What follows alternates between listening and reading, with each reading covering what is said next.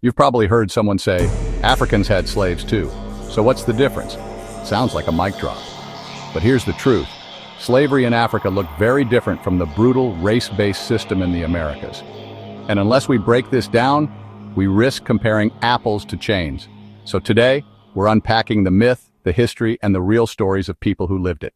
Yes, slavery existed in Africa, but in many places, it wasn't hereditary, it wasn't always lifelong, and it wasn't based solely on race. Some enslaved people even rose to extraordinary heights. Take Malik Ambar, sold as a slave from Ethiopia. He rose to become the prime minister of the Ahmadnagar Sultanate in India. He commanded an army of over 50,000, reformed laws and built cities. Or Queen Njinga of Ndongo and Matamba. Born to an enslaved mother, she became a warrior queen, leading armies against the Portuguese and negotiating as an equal with European powers.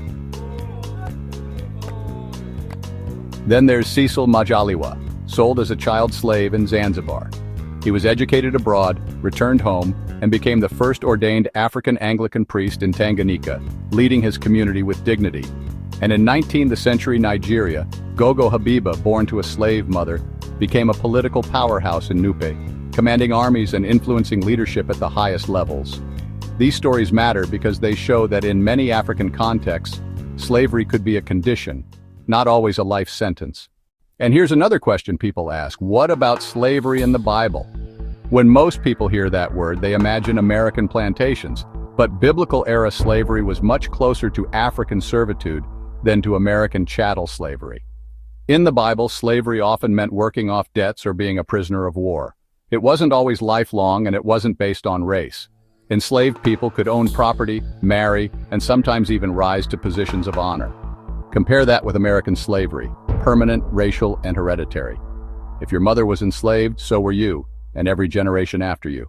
That's a massive difference. European and Americans reshaped or created a new type of slavery.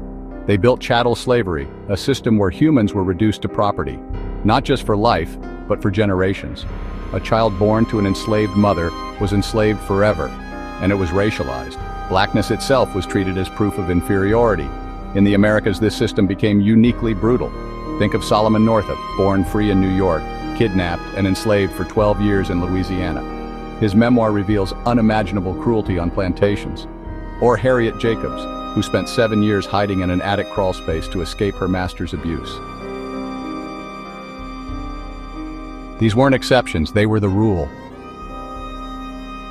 Violence, sexual exploitation, and family separation woven into daily life backed by law.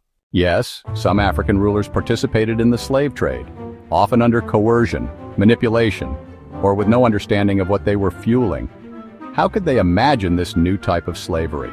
They couldn't have imagined the money-making industrial scale of this new type of slavery.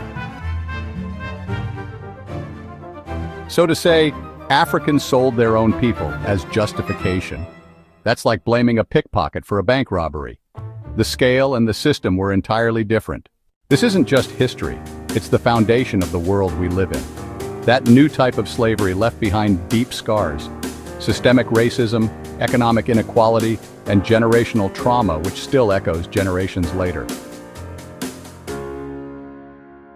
And even now, some try to downplay it.